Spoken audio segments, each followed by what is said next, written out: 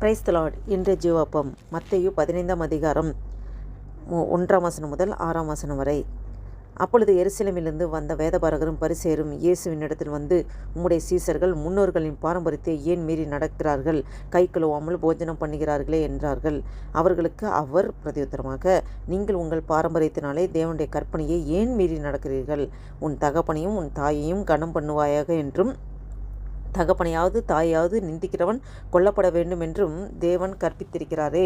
நீங்களோ எவனாகிலும் தகப்பனையாவது தாயையாவது நோக்கி, உனக்கு நான் செய்யத்தக்க உதவி எது உண்டோ அதை காணிக்கையாக கொடுக்கிறேன் என்று சொல்லி தன் தகப்பனையாவது தன் தாயையாவது கனம் பண்ணாமற் போனாலும் அவனுடைய கடமை தீர்ந்ததென்று போதித்து உங்கள் பாரம்பரியத்தினாலே தேவனுடைய கற்பனையை அவமாக்கி வருகிறீர்கள். அல்லேலூயா.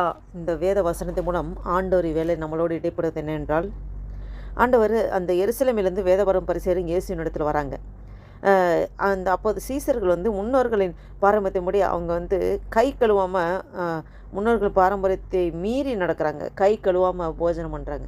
இந்த யூத ஜனங்களே என்னென்னா, அவங்க இந்த சுத்தம் ரொம்ப, கை கால்களை கழுவுறது, இந்த சுத்தம் ரொம்ப பார்ப்பாங்க. அதாவது சுத்திகரிப்பு முறை ரொம்ப பார்ப்பாங்க. அதனால தான் இந்த கானாவூர் கல்யாண வீட்டில் அந்த கற்சாடிகள் இருந்துச்சு. அது சுத்திகரிப்புக்காக அந்த கற்சாடிகள் பயன்படுது. கால் கழுவிட்டு உள்ளார வரத்துக்கு இது பண்ணுறதுக்கு அந்த கற்சாடிகள். அப்போ யூத ஜனங்க அப்படி அவங்க சுத்தம் பண்ணிட்டு தான் செய்யணும், இல்லை அதுவே பெரிய பாவம் மாதிரி அவங்க அப்படி பண்ணுவாங்க. அதை தான் அந்த சீசர்கள் கை கழுவணும் போஜனம் பண்ணுற பார்த்து அவங்க என்ன இப்படி பண்ணுறீங்க, கை கழுவாமல் பண்ணலாமா, பாரம்பரியத்தை மீறி நடக்கலாமா? பாரம்பரியத்தை இப்பையும் பாரம்பரியத்தில் யாரெல்லாம் பார்க்குறாங்களோ அவங்க பரிசேயருடைய ஆவி அவங்களுக்கு இருக்குது. ஆண்டவர் பாரம்பரியத்தை விரும்பலை, பரிசுத்தத்தை எதிர்பார்க்குறாரு. ஆண்டவருக்கு பிரியமானபடி நடக்கிறத எதிர்பார்க்குறாரு. வேத வசனத்துக்கு நம்ம கீழ்ப்படிந்து நடக்கிறோமா, அதை தான் பார்க்குறாரு. பாரம்பரியத்தின்படி இவங்க செய்கிறாங்களா அப்படின்னு ஆண்டவர் பார்க்குறது கிடையாது. இந்த யூத ஜனங்க நிறையா பாரம்பரியத்தை ஃபாலோ பண்ணுறாங்களா இருந்தாங்க. அதான் இந்த பாரம்பரியத்தை மீறி நடக்கிறதே ஏதோ அவங்களுக்கு பெரிய பாவம் பண்ண மாதிரி அப்படி சொல்லுவாங்க. அதுக்கு தான் இயேசு கிறிஸ்து பிரதியுத்தரமாக அவர் பேச ஆரம்பிக்கிறாரு. பாரம்பரியத்தினாலே தேவனுடைய கற்பனையை ஏன் மீறி நடக்கிறீர்கள்? அது உங்களோட பாரம்பரியத்தினாலே தேவனுடைய கற்பனையை ஏன் மீறி நடக்கிறீர்கள்? நீங்கள் பாரம்பரியம்னு சொல்கிறீங்க, ஆனால் தேவனுடைய கற்பனைகள் கட்டளைகளை மீறி நடக்கிறீங்களே. அதுக்கு எக்ஸாம்பிள் என்ன சொல்கிறாரு? உன் தகப்பனையும் உன் தாயையும் கனம் பண்ணுவாயாக என்பது அந்த 10 கற்பனைகள் ஒரு கற்பனையாக இருக்கிறது.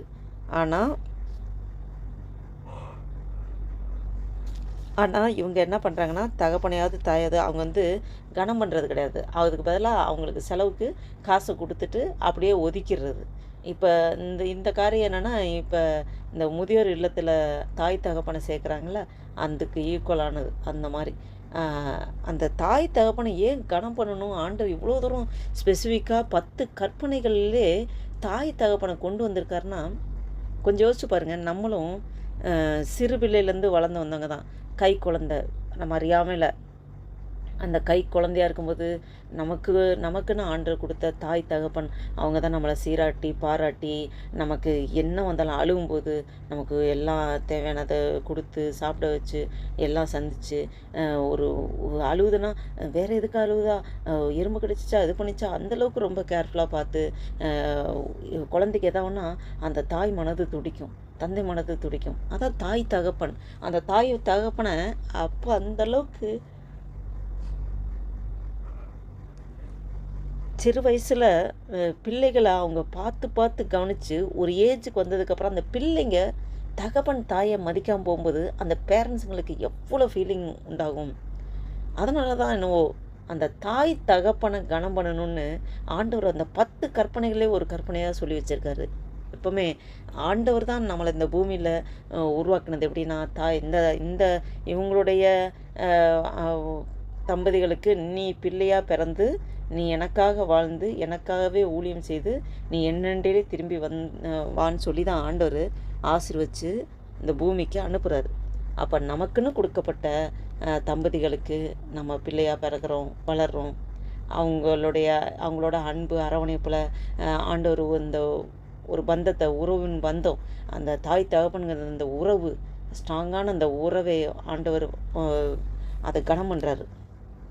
அதனால் நமக்கு தாய் தகப்பனை ஒருபோதும் நம்ம அற்பமாகவும் நினைக்கக்கூடாது, கேவலமாக நினைக்கக்கூடாது. அவங்க அவங்கள அசட்டையாக நினச்சி அவங்கள விட்டுறக்கூடாது. நம்ம எப்போவும் அவங்களுக்கு கொடுக்குற மரியாதை, கனத்தை எப்போவுமே கொடுக்கணும்.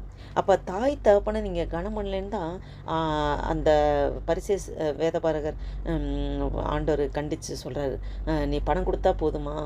பணம் கொடுத்துட்டு நீ ஒதுங்குறியே, அப்போ தாய் தகப்பனை கனம் பண்ணாததுக்கு ஈக்குவல். அவங்களுக்கு தேவையானதை பணத்தை அனுப்பிச்சிட்டா போதும் அப்படின்னு நினச்சோன்னா, அது தாய் தகப்பனை நம்ம கனம் பண்ணாமல் போகிறதுக்கான இது. அதான் நம்ம கடமை. கடமை பணம் கொடுத்துட்டா கடமை தீர்ந்ததுன்னு நினைக்கிறாங்க. அப்படி இல்லை, பணம் கொடுத்துட்டா கடமை தீர்ந்ததுன்னு கிடையாது. பாரம்பரியத்தினாலே தேவனுடைய கற்பனையை அவமாக்கி வருகிறீர்கள்னு என்கிட்ட சொல்கிறாரு. உங்களோட பாரம்பரியத்தினாலே தேவனுடைய கற்பனையை நீங்கள் அவமாக்கி வருவீங்கன்னு சொல்லி. அப்போ ஆண்டவர் என்ன சொல்லியிருக்காரு? கர்த்தர் என்ன சொல்லியிருக்காரு? வேத வசனத்துக்கு நம்ம கீழ்ப்படிந்து நடக்கணும். வேத வசனத்தின்படி நம்ம கீழ்ப்படிந்து நடக்கணும்னு சொல்லி வாஞ்சோடு நம்ம செய்யும்போதே ஆண்டருக்கு பிரியமானபடி 100% நம்மளால் வாழ முடியும். கர்த்தர் நமக்கு அது கிருபை தந்து நடத்துவார். நாம் இந்த சிந்தையோடு நாம் இந்த நாளில் ஆண்டவர் நோக்கி பார்ப்போமா? ஜெபம் செய்வோம். அல்லேலூயா. நன்றி தகப்பனே, நன்றியோடு துதிக்கிறோம், ஸ்தோத்தரிக்கிறோம் ஐயா. அப்போ அந்த 6ஆம் தேதி அப்பா ஸ்தோத்திரம், ஆகஸ்ட் மாதம் 2024 வருஷத்தை காணும்படியாக எங்களுக்கு ஜீவன் தந்திர, பலன் தந்திர, சுகம் தந்திர. நன்றி அப்பா. காலைதோறும் உடைய கிருபைகள் புதிதாக இருக்கிறது ஆண்டவர். புதிய கிருபை நிரப்பி வழி நடத்துங்க. ஸ்தோத்திரம் ஆண்டவர். அப்பா வேலையில் ஆண்டவரே அப்பா ஸ்தோத்திர கத்தாவே. அல்லேலூயா அப்பா ஸ்தோத்திர கத்தாவே. அல்லேலூயா. தி தூரி தர தர தர தரதப்பா திரதப்பா ஆண்டவரே. அப்பா வேலையில் வயநாடு ஆண்டவரே அப்பா ஸ்தோத்திர கத்தாவே. பேரழிவு ஆண்டவரே. ஒரு விஷயம் நினைக்கிறோம் ஆண்டவரே. அப்பா எத்தனை பேர் ஆண்டவரே அப்பா பிள்ளைகள் தாய் தகப்பனை இழந்து ஆண்டவரே அப்பா தவிக்கிறாங்க ஆண்டவரே. எத்தனை தாய் தகப்பன்மார் பிள்ளைகளை இழந்து கஷ்டப்படுறாங்க ஆண்டவரே. அப்பா குடும்பம் சீர்குலைந்து போயிருக்கு ஆண்டவரே. அப்பா ஒரு கண்ணுமிக்கிற நேரத்தில் 3 கிராமங்கள் வாஷ் அவுட் ஆயிருக்கு ஆண்டவரே. அப்பா நீங்கள் அனுமதிக்காமல் எதுவுமே வராத ஆண்டவரே. அப்பா ஸ்தோத்திரம். உடைய சமூகத்தில் ஆண்டவரே அப்பா முழுமாக தாழ்த்தி ஒப்பு கொடுக்குற ஆண்டவரே. பாதிக்கப்பட்டவர்களுக்கு ஆண்டவரே அப்பா தாய் தகப்பனை இழந்தவர்களுக்கு நீரே அப்பா ஸ்தோத்திர தகப்பனாக தாயுமாக இருந்து ஆறுதலை தேர்தல் தந்து நீங்கள் நடத்துங்கப்பா. நீங்கள் அப்படியே செய்கிறதுக்காக ஸ்தோத்திரம் ஆண்டவரே. நன்றி தகப்பனே, நன்றி தகப்பனே. பாதுகாத்து கொள்ளுங்கப்பா, வழி நடத்துங்கப்பா ஆண்டவரே. அப்பா ஸ்தோத்திர கத்தாவே ஆண்டவரே அப்பா. இது போல் எத்தனையோ குடும்பங்கள் கஷ்டப்படுறாங்க ஆண்டவரே. அப்பா ஸ்தோத்திர கத்தை ஒவ்வொருவரையும் ஆசீர்வாதங்க பலப்படுத்துங்க, பாதுகாத்து கொள்ளுங்க அப்பா. இயேசுக்கு ஜெபிக்கிறோம் ஜீவன் நல்ல பிதாவே, ஆமென்.